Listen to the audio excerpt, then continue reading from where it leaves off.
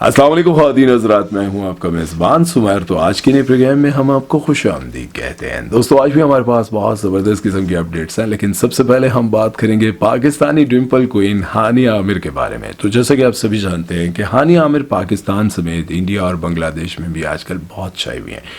एक तो उनके ड्रामे सुपर हिट, दूसरा वो इंडियंस के साथ जो कोलैबोरेशन कर रही हैं, कभी किसके इवेंट पर पहुंच जाती है, कभी किसके कॉन्सर्ट पर पहुंच जाती है, कभी किसी की बर्थडे मनाने पहुंच जाती है और किसी के साथ दुबई में कई दिन गुजार कर बहुत सारी वीडियोस लगाती हैं, जिसकी वजह से वो पाकिस्तान और इंडिया में बहुत ज़्यादा फेमस हो गई हैं। इसी वजह से बहुत सारे इंडियंस उनके लिए बहुत सारी फेक खबरें भी फैलाते रहते हैं, बहुत सारी बातें भी करते रहते हैं। अभी हानिया का एक वीडियो बहुत ज़्यादा वायरल हो रहा था और उसी वीडियो को इंडियंस ने उठाया और कहा कि ये दीपिका पादुकोण को कॉपी कर रही है। 2007 में शाहरुख खान की एक फिल्म आई थी, ओम शांति ओम। वो फिल्म बहुत ज़्यादा हिट हुई थी और उसी फिल्म में जावेद शेख ने भी काम किया था और शाहरुख खान के वालिद का किरदार अदा किया था। हालांकि मेरा ख्याल है तकरीबन सेम उम्र के ही होंगे लेकिन जावेद शेख ने शाहरुख खान के वालिद का किरदार अदा किया था और उसी फिल्म में पहली बार शाहरुख खान ने 6 पैक्स बनाकर सबको हैरान किया था कि इस उम्र में देखे शाहरुख खान ने 6 पैक्स बना ली। और कंपेयर किया जा रहा था पाकिस्तानी हीरोज के साथ, क्योंकि उस वक्त 2007 में पाकिस्तानी फिल्में धड़ाधड़ आती जा रही थी। बेशक वो हिट होती थी नहीं होती थी, लेकिन 2007 में फिल्में बनती थी और बहुत ज़्यादा कंपेयर किया जाता था कि शाहरुख खान को देखें कि किस तरह से इस उम्र में भी, उम्र से मुराद ये थी कि वो बुढ़ापे में भी उन्होंने 6 पैक्स और अपनी बॉडी को कैसे बनाया फिल्म के लिए। और उस फिल्म में जब उन्होंने शर्ट उतारी थी उस सीन को लेकर, और उसी वजह से वो फिल्म भी बहुत ज़्यादा हिट हुई थी। खैर, कहानी भी बहुत अच्छी थी। उस फिल्म में दीपिका पादुकोण का एक सीन था जिसमें वो पिंक कलर का ड्रेस पहनकर गाड़ी से निकलती हैं और जिस तरह से वो मूवमेंट करती हैं, उसी तरह के मूवमेंट को उन्होंने कहा कि हानिया आमिर कॉपी करके इस वीडियो में दिखाना ये चाह रही थी कि मैं दीपिका की तरह लग रही हूँ या फिर मैं उनको कॉपी कर रही हूँ। हालांकि ये सच नहीं है। अगर आप लोग पुरानी फिल्में, इंग्लिश हॉलीवुड की पुरानी फिल्में देखें या आप लोग देखते आए हैं, तो ये बहुत पुराना स्टाइल है। जिस तरह से हॉलीवुड की मूवीज में या फिर उनकी किसी भी बड़े इवेंट पे जो बड़ी बड़ी सेलिब्रिटीज आती थी, उनका यही स्टाइल होता था। और ये आज का स्टाइल नहीं है या फिर 2007 में दीपिका ने पहली बार नहीं किया था, बल्कि ये स्टाइल कई साल पुराना है और बहुत सारी हॉलीवुड की फिल्मों में भी दिखाया जाता रहा और बहुत सारे इवेंट्स पे, बहुत सारे कॉन्सर्ट्स में जहाँ पे सेलिब्रिटीज आती थी रेड कारपेट पर, यही स्टाइल होता था। और मैं तो देखकर हैरान होता था उस वक्त जब मैं पुरानी फिल्में देखता था, कमरे में बैठ के चुप करके इंग्लिश फिल्म, वो वाली इंग्लिश फिल्म नहीं यार। देखो, हमारे दौर में यानी कि पीटीवी के दौर में एसटीएन पर इंग्लिश फिल्म देखने पर भी माँ बाप कुट देते थे। आजकल तो खैर आपको पता ही है, क्या कहूँ, आप भी समझदार ही है ना। है आजकल तो हर बच्चे के हाथ में मोबाइल है और उसके कई बच्चों को तो अपना मोबाइल है भाई, अपने पासवर्ड लगे हुए हैं, माँ बाप को नहीं पता। यकीन करें, बहुत सारे लोग मुझे कहते हैं कि आप टॉपिक से इधर उधर हो जाते हैं, लेकिन टॉपिक ये भी तो बहुत ज़रूरी है ना।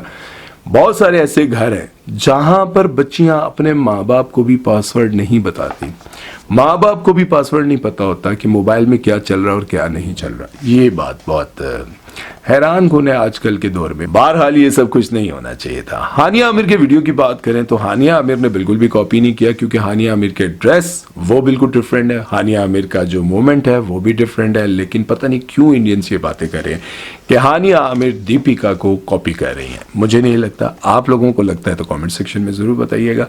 बहरहाल मुझे यूँ लगता है कि जैसे ही हानिया आमिर बहुत ज़्यादा फेमस हो रही हैं, इंडिया में भी बहुत ज़्यादा फेमस हो रही हैं, इंडियंस उनको बहुत ज़्यादा देख रहे हैं, इसी वजह से उनको मौका मिला कि क्यों ना किसी के साथ मिलाकर या ये कहा जाए कि ये कॉपी कर रही हैं, तो इस पर हमारे व्यूज़ आ जाएंगे। लेकिन मुझे यूँ लगता है कि नाकाम कोशिश है, ऐसा कुछ भी नहीं था। बहरहाल इस बारे में आप लोग अपनी राय जरूर दीजिएगा और साथ में जो मैंने बात कही है उस पर भी गौर कीजिएगा। चलते हैं नेक्स्ट खबर की तरफ और बात करते हैं उमर शहजाद की शादी के बारे में। तो उमर शहजाद भी इस वक्त मक्का में मौजूद हैं और उन्होंने वहाँ पर एक सिंपल सा निकाह किया है, बहुत ही सादगी के साथ। आगे ये नहीं पता कि वहाँ क्या होने जा रहा है शादी के बाद। जिस तरह से कुबरा खान की शादी और गौहर रशीद की शादी पर हुआ, उन्होंने भी मक्का में निकाह किया था और उसके बाद जो हुआ वो सबको बाखूबी नज़र आया और लोगों ने बड़े अच्छे से देखा भी और तनकीद भी की। लेकिन उमर शहजाद जो हैं वो बड़े सिंपल तरीके से निकाह करें। और एक और आपको बात बताऊं कि उमर शहजाद ने अपनी वाइफ का चेहरा नहीं दिखाया। हो सकता है कि वो चेहरा दिखाएं भी ना, क्योंकि उनकी जो फैमिली है, अगर तो उनकी होने वाली वाइफ शोबिज़ इंडस्ट्री से मुंसलिक हुई या फिर वो कोई इन्फ्लुएंसर हुई, यूट्यूबर, टिकटॉकर या फिर इंस्टाग्रामर हुई, तो फिर तो वो यकीनन दिखाएंगे। लेकिन अगर उमर शहजाद की फैमिली के बारे में बात की जाए तो उमर शहजाद की जो फैमिली है, उनकी भांजियाँ, भतीजियाँ, जितने भी लोग कभी सामने आए वो हमेशा कवर्ड होते हैं। और बहुत सारी जगहों पर देखा गया है कि उनकी फैमिली के बाकी जितने भी लोग हैं ना, वो उन्होंने प्रॉपर स्कार्फ किए होते हैं, कपड़े पूरे पहने होते हैं, कोई भी इस तरह की वल्गैरिटी उनकी फैमिली में नहीं देखेगी। लेकिन हो सकता है कि शादी पे ये सब कुछ हो जाए। अगली जो मेरी वीडियो होगी ना मेन चैनल पर, जब वो ये शादी के बारे में प्रॉपर अनाउंस करेंगे, तो फिर बहुत सारी ऐसी बातें जो आपका भाई आपको बताएगा इस शादी से रिलेटेड। लेकिन अभी मैं नहीं चाह रहा कि उमर शहजाद पर कोई खुलकर बात करूं। लेकिन अगर उमर शहजाद की जिंदगी और मोहब्बत के बारे में थोड़ी सी बात की जाए तो वो किसी से बहुत ज्यादा मोहब्बत करते थे, और आप सभी जानते हैं कि वो किससे मोहब्बत करते थे। वो भी मैं आगे चल के थोड़ा बताता हूँ। लेकिन इमरान अशरफ के प्रोग्राम में जब वो आए और उनसे मोहब्बत के बारे में बात की तो उनकी आंखें नम हो गई थी, वो रोने पर आ गए थे। किसी से वो बहुत ज्यादा मोहब्बत करते थे। खैर, उसने शुरू में तो मोहब्बत की, शुरू में वो साथ चली, लेकिन आहिस्ता आहिस्ता उनको लगा कि अब उमर शहजाद और मेरा जो कैलिबर है वो बहुत, उसमें ज़मीन आसमान का फ़र्क आ गया। खैर, मोहब्बत में ये सब कुछ देखा नहीं जाता, और अगर कोई ये देखकर मोहब्बत करता है तो वो फिर मोहब्बत नहीं करता, सौदा करता है। और सौदा करने वाले ताजिर होते हैं, सौदागर होते हैं। मोहब्बत करने वाले इंसान नहीं होते, और ना ही उनके पास ऐसा कोई दिल होता है। बहरहाल, जब उन्होंने गाना सुनाया और वो बड़ा कमाल का गाना था, और उस दिन सुनकर मुझे लगा कि यार उमर शहजाद बड़े कमाल के सिंगर भी हैं यार। वो जो जगह लगा रहे थे ना सही प्रॉपर सिंगर्स की तरह, तो मुझे लगा यार ये तो प्रॉपर सीखे हुए।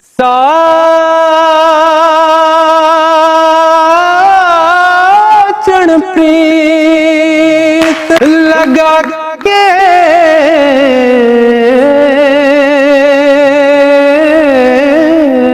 अच्छा, ये तो आप सभी को पता होगा कि उमर शहजाद की जो मोहब्बत थी, या जिससे वो मोहब्बत करते थे, वो दूरे फिशा थी। और ये कोई ढकी छुपी बात नहीं है, सभी जानते हैं। और इसके बाद तमाशा में इनका नाम ज़ैनब रज़ा के साथ जोड़ा गया।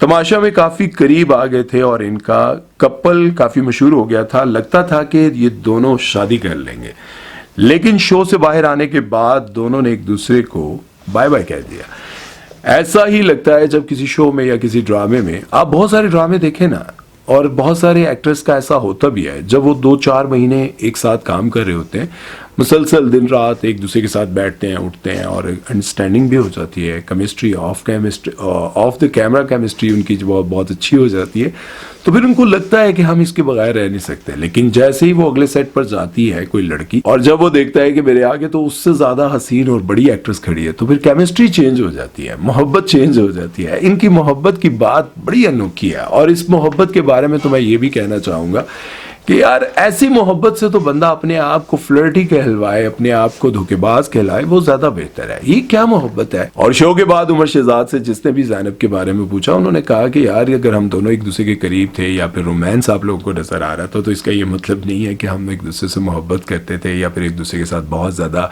हमारा दिल लग गया था। बस वो प्रोग्राम था और प्रोग्राम खत्म, रिश्ता खत्म। इसी रिश्ते के हवाले से आगे चलकर अगर हम बात करें तो बेरोज सब्ज़वारी पाकिस्तान के बहुत बड़े एक्टर हैं, बहुत ज़बरदस्त बोलते हैं। कभी कभार तो ऐसी बातें कर जाते हैं कि खुद ही कंट्रोवर्सी का शिकार हो जाते हैं। लेकिन अभी उन्होंने एक बात की है जिसे सुनकर ना मुझे लगा कि यार इस पर तो लाजमी डिस्कस करना चाहिए। उन्होंने कहा कि पाकिस्तान की मैंने ऐसी बड़ी बड़ी शादियां अटेंड की हैं जहां पर करोड़ों रुपया लगाया गया, करोड़ों रुपए की मालियत की शादियां मैंने अटेंड की हैं, और मैं बड़ा खुश था उनको देख करके। क्या कमाल की शादी किया, क्या ज़बरदस्त जोड़ा लग रहा है। लेकिन कुछ ही दिनों बाद पता चलता है कि दोनों की अलैदगी हो गई है। और ये सब कुछ देखकर तो मुझे बड़ी हैरानगी होती है। इसमें कसूर दोनों तरफ से होता है। लड़के को ये बताया जाता है कि देखो तुम्हारी शादी, माँ बाप कैसी कमाल की शादी कर रहे हैं। बच्चे को ये कहा जाता है फिक्र क्यों कर रहे हो, देखो तुम्हारी खुशियों के लिए हमने क्या कुछ किया। उधर बेटी को कहा जाता है कि देखो तुम्हारी कितनी जबरदस्त शादी हो रही है, तुम्हारी शादी के लिए हमने क्या कुछ नहीं किया। मीडिया में भी दिखाया जाता है कि यार करोड़ों रुपए मालियत की शादी है, इस शादी पर करोड़ों रुपए खर्च किए जा रहे हैं। करोड़ों रुपए की शादियां अटेंड करता हूं पाकिस्तान में, और 4-6 महीने के बाद अस्सलाम वालेकुम हो जाता है। मेरा ख्याल है निकाह होना चाहिए, और एक निकाह ही सब पे भारी। तो तुम फिक्र नहीं करना यार, 10 करोड़ रुपए की तो शादी की है, तुम फिक्र क्यों कर रही हो। ये मैं आपको बता रहा हूँ सही। ये माँ बाप बिगाड़ देते हैं। चाहे वो कितना ही खराब है, कितना ही स्पॉइल है, लेकिन वो माँ बाप की औलाद है यार। अब जब बेरोज सब्जवारी ये बात कर रहे थे तो मुझे बहुत अच्छा लग रहा था। मैंने कहा यार बड़ी कमाल की बातें करें तो पूरा ये प्रोग्राम सुनता हूँ। उनकी साथ बैठी हुई वाइफ ने भी ये कहा कि करोड़ों रुपए लगाकर चंद ही दिन बाद उस रिश्ते को तोड़ दिया जाता है, वो रिश्ता खत्म कर दिया जाता है। तो बेहतर ये है कि सिंपल शादी की जाए। बेरोज सब्जवारी ने अपने बच्चे की 2 बार शादी की, बहुत सिंपल की।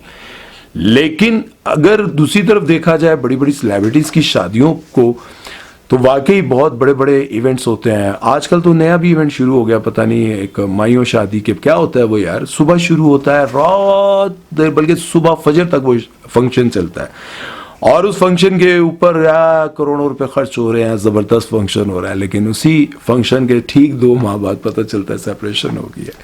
और आपको पता है ये सेपरेशन होती क्यों है? इसलिए होती है एक एक्टर एक कपल को देखा जाता है कि यार ये कपल अलहदगी हो रही है, दूसरी की अलहदगी, तीसरे की, तो फिर ये सोचते हैं मैं क्यों बर्दाश्त करूं, मैं क्यों ना अलहदगी करूं।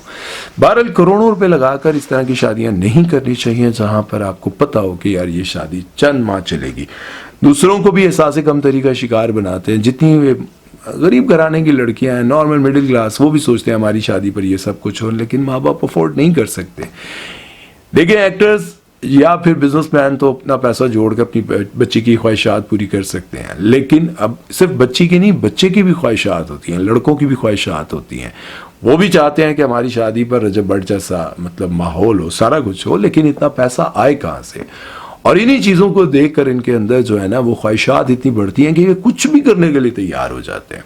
मेरा ख्याल है इस तरह से नहीं करना चाहिए। अगर आपने पैसा लगाना भी है तो कोई ढंग का लगाएं, ताकि किसी को अच्छा लगे, समझ आए और लोग उसको कॉपी करते हुए देखें। शादी जैसे अब मक्का में जाकर निकाह करने का रिवाज, ठीक है ये समझ आता है, लेकिन वापस आके तुझी वही मरासत खानी शुरू कर दो तो फिर मज़ेदार गल नहीं है। बहरहाल चलते हैं नेक्स्ट खबर की तरफ, वो बात करते हैं जी अहमद शहजाद के बारे में। एक क्रिकेटर हैं, बहुत ज़बरदस्त क्रिकेटर हैं, बहुत फिट खेले हैं, लेकिन आजकल उनको बहुत सारे प्रोग्राम्स में इसलिए बुलाया जाता है क्योंकि वो अपने अंदर का दुख दर्द खुलकर बयान करते हैं।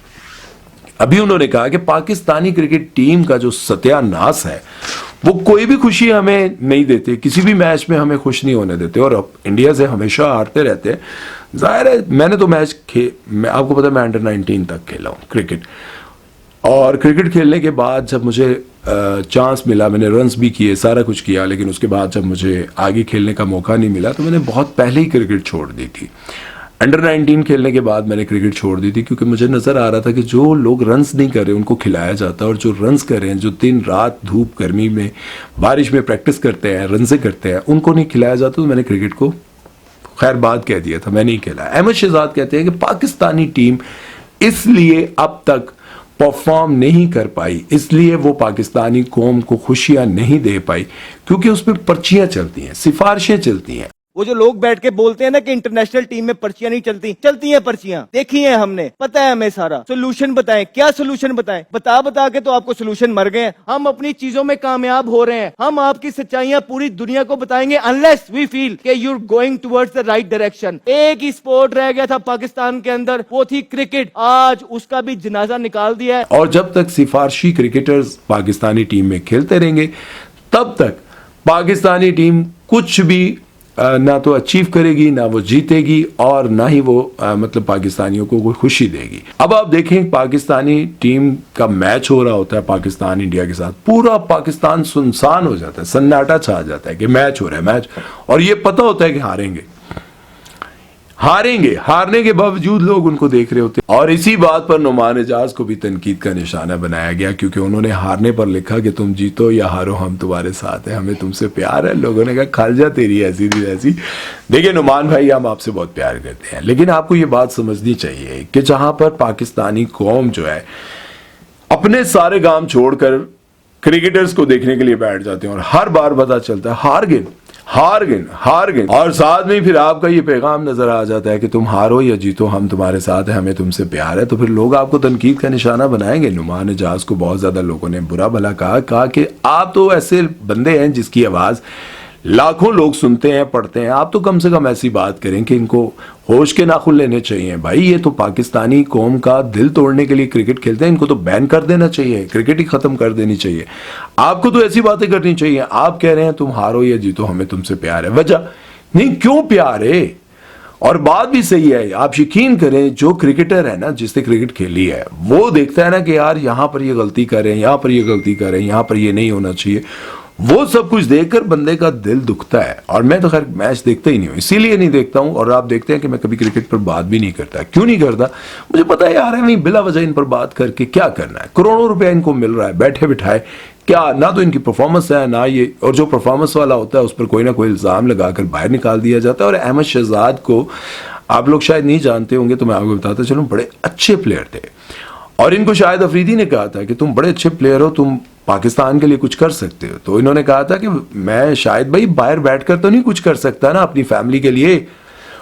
शाहिद अफरीदी समेत बहुत सारे और लोग थे जिन्होंने, मतलब लोगों का कहना है कि उन्होंने ही इनको निकलवाया था, उन्होंने ही इनका कैरियर तबाह किया था। वो कह रहे हैं कि मैं घर बैठकर तो रन से नहीं कर सकता ना, मैं घर बैठकर तो पाकिस्तानी कौम क्रिकेट के लिए कुछ नहीं कर सकता ना, कौम को खुशी नहीं दे सकता, अपने बच्चों के लिए कुछ नहीं कर सकता, मुझे खेलने दे। लेकिन खेलने कौन देगा भाई, खेलने कौन देगा? अच्छे प्लेयर को खेलने कब किसने दिया है? हमेशा से ये चलता आ रहा है, इसीलिए पाकिस्तानी टीम को हर बार नाकामी का सामना करना पड़ता है। सिफारिश पर्चियां, इसमें कोई शक नहीं, चलती हैं, सच है। बहरहाल आप लोगों का इस बारे में क्या कहना, और आपको क्या लगता है जब पाकिस्तानी टीम इंडिया से हारती है तो आपको कैसा फील होता है, क्या तकलीफ होती है, और उस वक्त आप क्या सोचते हैं? नुमान इजाज ऐसे ही सोचते हैं कि तुम जीतो या हारो हमें तुमसे प्यार है, या फिर कुछ जो ज़हन में आता है ना लिख देना, कोई गल नहीं। खैर, चलते हैं नेक्स्ट खबर की तरफ, बात करते हैं सुल्तान राही के साहबजादे हैदर सुल्तान के बारे में। वैसे तो ये अमेरिका में होते हैं, लेकिन जब भी पाकिस्तान आते हैं कुछ ना कुछ धमाकेदार करके चले जाते हैं और लोग उसके ऊपर बातें करते रहते हैं।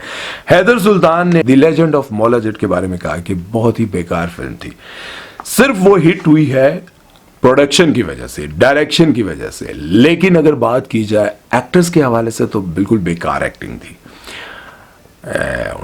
की किया जावे, उनको दुख अपने अंदर तो होगा ना। देखें मौला जट, सुल्तान राही साहब, वो फिल्म 73 में, आई थिंक 73 में हिट हुई थी, सॉरी 83 या 70, मैं भूल रहा हूँ, मेरा ख्याल है 73 में वो फिल्म हिट हुई थी और उस फिल्म ने बहुत बिजनेस किया था। उस फिल्म में मौला जट का किरदार इनके वालिद सुल्तान राही साहब ने अदा किया था। अब जाहिर है इनको ये फील होता होगा कि उस किरदार के लिए, the legend of Maula Jatt में मुझे उस किरदार के लिए कास्ट करना चाहिए था, ना कि हमजा अली अब्बासी और बाकी दूसरे तीसरे को कास्ट करना चाहिए था। उन्होंने कहा इसमें जितने लोगों ने काम किया उनका पंजाबी एक्सेंट था ही नहीं।